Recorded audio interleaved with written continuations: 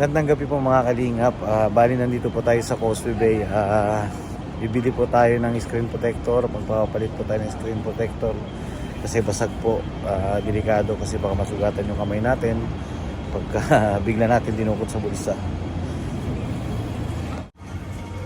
Ayun na nga mga kalingap, nakabili na tayo ng screen protector at napakabit na rin natin. So kunting balik tanaw po tayo sa mga kaganapan nung nandito yung Team Kalingap, na hindi natin sukat akalain na ganun talaga yung dumog ng tao. Grabe talaga, ang daming nagmamahal sa kanila. Kaya hanggang ngayon hindi pa rin nagsisikin sa akin yung mga pangyayari, lalo na yung siyempre di ba, pinapanood lang natin sila sa mga videos nila, sa mga vlog nila, sa mga paglilingap nila.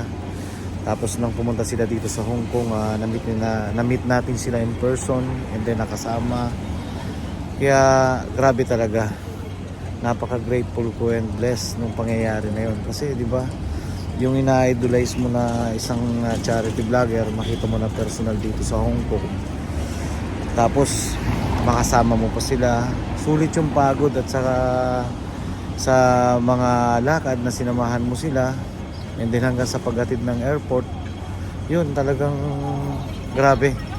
Saka yung ano nila, yung mga ugali nila, grabe, napakagalang, napakababait, mapagmahal nila sa kapwa. Yung bang talagang iniisip nila yung mga kababayan natin, ang mga kapuspalad, para mapabutan nila ng tulong sa pangunguna ni Kuya Bal Santos Matubang, ang ama ng Kalingap. Kaya eto, hanggang ngayon iniisip ko pa rin yung mga pangyayari na yun yung nandito sila, lalo na sa video na to. Ilang beses ko pinapanood to talaga. Grabe yung dumog ng tao. Eto, panoorin nyo yung video na to.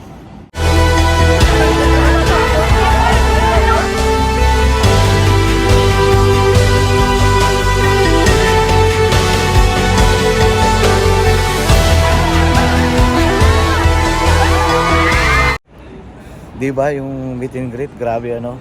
Ilang beses ko pinanood kayo yung meet and greet. Grabe talaga. Yung daluyong ng tao, yung pagpasok ng buong team galing ng Admiralty Station papunta doon sa pababa ng Tamar. Yung salubong ng tao, grabe. Sabi ko sa'yo. Kaya nung napanood ko yung video, talagang na-amaze talaga ako kung gaano karami yung tao, grabe talaga. Yung salubong, kaliwat kanan, meron sa likod. Grabe rin kasi yung pagmamahal nila sa mga kababayan natin maliliit. Kaya yun, talaga, pag gumawa ka ng kabutihan sa iyong kapwa-tao, ganun talaga yung balik Hindi lang isa, dalawa, doble, ilang times talaga yung babalik sa'yo pag gumawa ka ng kabutihan. Kaya yung mga tao na pumunta dun sa Tamar Park, talagang ano na yun talagang predictable na yun na talagang ganun karami yung sumusuporta talaga sa kanila. Yun nga lang, yung meet and greet hindi natapos dahil gawa. Alala ko tuloy yung yung pangyayari dun sa meet and greet sa Tamar. Kasi nung time na yun naglalakad na kami papasok ng Tamar. Kasi nga dala-dala ako yung gitara. Tapos may dala rin akong speaker kasi akala ko nga magigitara ako nung time na yun. Kasi kakanta si David, tapos ako magigitara.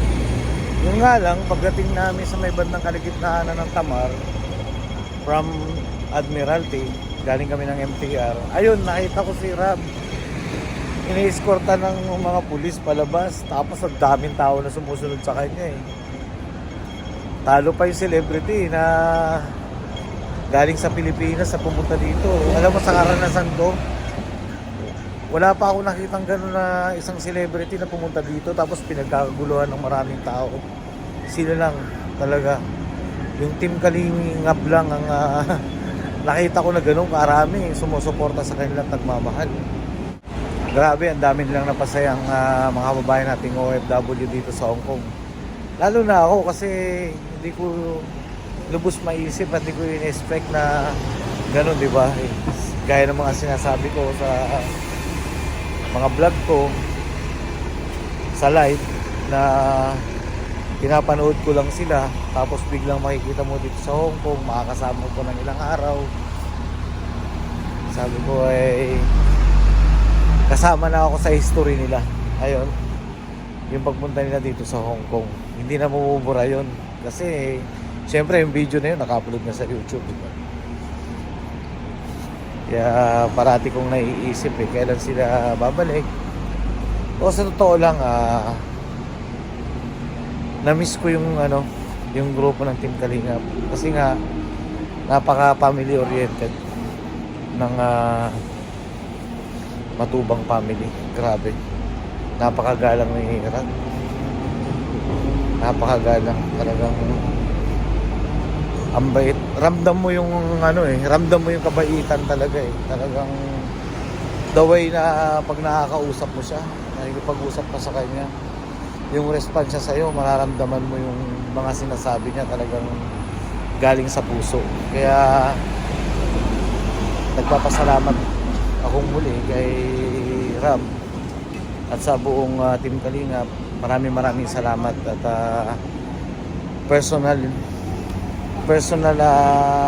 nararamdaman ko na talagang hindi ko lubos maisip yung mga pangyayari na yun na hanggang ngayon hindi pa rin nagsisingkin sa isipan ko yung bang bigla-bigla na lang, talagang minsan pag pinaplano hindi nangyayari, diba? Pero yung bagay na yun na pinapanood mo sila, tapos ang layo-layo pa nila, nasa Bicol, di ba? Ako sa Manila ako, pag kahit magbakasyon ako, pag hindi mo sadyain kung pupuntahan sila, kung gusto mo talaga sila makita at sadyain, pumunta ka ng Bicol, di ba? Pero yung time na pumunta sila ng Bicol, unang natuwa doon yung mother ko kasi yung mga live, pinapanood niya habang kumisa nagluluto ako. Nanonood siya ng live ni Ate Edna. Sabi niya sa akin, Nak, andyan na sila, nag-arrive na. Nak, nasa na sila, nasa Disneyland na. Kailan ba tayo pupunta sa tinutuluyan nila para ma-meet naman natin yung buong team? Gusto kong ma-meet si Kalingap Rab, gusto kong ma-meet si Ate Edna at saka si Kuya Bal. Ay, nung time na yon, nung dumating sila, may trabaho pa ako nun. So, Sabado na kami nakapunta ng gabi. Ayun na nga. At tuwan-tuwa yung mother ko nun. Nung pagdating namin dun sa accommodation at tinuluyan nila sa Causeway Bay. And then yun nga, dun ko nakilala ng personal yung doon ko sila nakilala in person na talagang grabe yung ugali nila. Talagang napakabait, napaka-family oriented, talagang magagalang. Si Rap, saka mga K-boys, grabe, pag kinausap mo sila, talagang hindi ba yung pag kinausap mo, yung ibig ko sabihin, pag kinausap mo sila, talagang nagre-respond sila, kakamustahin mo, ganyan. Una ko nakausap dun si si Kuya Bal, kasi nandun siya sa may pinto nun. And then lumabas na si David, lumabas na ibang K-boy, si Edo, ayun, nag-picture taking, lumabas si Rab. Ayun, siguro mga 2 hours kami tumagal dun. Kaya tuwan-tuwa yung nanay ko ng time na yun Sabi ko, ito pala ang ugali ng buong team. Grabe,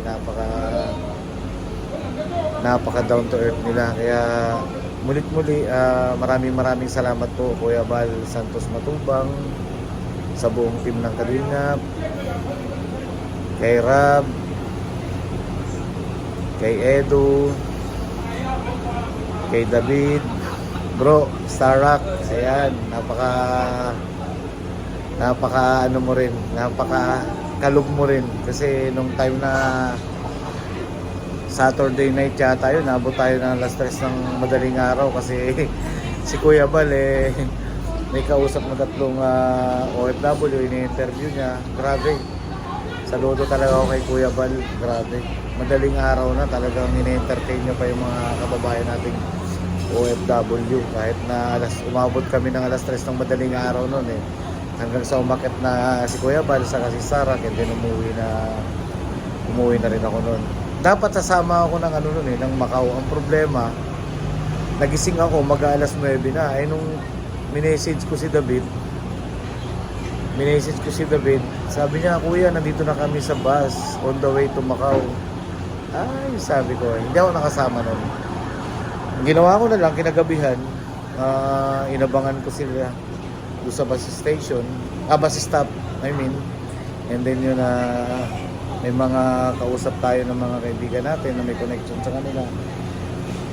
Yung mga isa sa mga kausap nila nung pagpunta dito sa Hong Kong, ayun, sinabi ko kay Fe, shoutout sa'yo Fe, yung bababaan nila doon sa may Fleming Road, ayun. And then, ayun na nga, yung time na yun, na inabot kami ng alas 3 ng madaling araw, galing sila ng Macau. Yun pala yun, hindi pala yung before the day na pumunta sila ng Macau. Ay, nandito na ako sa baba ng building namin. Pasensya na kayo at ako'y walang upload. Bali, pinaikwento ko lang yung mga pangyayari. At syempre, namimiss natin yung grupo ng Team Kalingap. Kaya sana, supportahan po natin palagi ang ng Team Kalingap sa pangunguna ni Kuya Bal Santos Matubang, ang kanyang maribahay na si Ate Edna Vlog, at ang kanyang anak na si Kalingap Rab, at ang buong K-Boys, David, Starak, si Edo, si Jomar, at marami pang iba. Pakisuportahan po natin sila at ng mas marami pa silang taong matulungan at matiran ng mga tulong, malingap nila. Sabi ko nga sa mga live ko, kayong mga viewers ang power ng isang YouTube, malaki ang ambag ninyo. Kaya maraming salamat po sa pagsuporta nyo sa buong Team Kalingap. Sana hindi po tayo magbago, patuloy lang po natin silang suportahan para mas marami silang malingap na mga kababayan nating kapuspalan. So paano po, nandito na ako sa baba ng building namin. Ayan, aakyat na ako. Medyo late na rin. At maraming salamat po at pasensya na rin kayo kung wala akong upload sa mga nakaraang araw kasi busy po tayo at may trabaho. Sana dumating ang panahon na makapaglingap rin tayo ng mga kababayan natin dito sa Hong Kong, sa mga OFW na nangangailangan ng tulong. Sana po, inaano ko sa Panginoon na maging ano po tayo, ibig ko sabihin magkaroon po tayo ng party sa charity kahit wala po tayo sa Pilipinas, sa paglingap sa mga kababayan natin na nangangailangan. Sana po maging party tayo sa mga darating na araw. Maraming salamat po sa lahat at good night po at good morning naman po sa iba na nasa, lalo na po sa Amerika. Good morning po sa inyo dyan. Good night naman dito sa Hong Kong. Maraming salamat po. Sana po patuloy po na yung suportahan ng Team Kalingap. At shoutout po sa solid supporter ng Team Kalingap dito sa Hong Kong. Maraming salamat po. God bless you all. Pasensya na po talaga kayo kung ako'y walang mga upload na video kasi busy po tayo at may trabaho po tayo. Maraming salamat pong muli sa inyong lahat. At sana po ay patuloy lang po kayo nandyan na suportahan natin ang buong team ng Kalingap sa pangunguna ni Kuya Bal Santos Matubang, Ate Edna Vlog, at ang buong team ng Kalingap. Maraming salamat po. God bless you all. See you in my next vlog. Salamat po. Ayan, shoutout po mga Kalingap. Supportan niyo po Marinduque Mugdala. Ayun, napakabait po kasi po na kasi sa amin dito. Solid. You're welcome. Kalingap Rob. Napaka-solid mo, napakabait. Thank you po. Yan.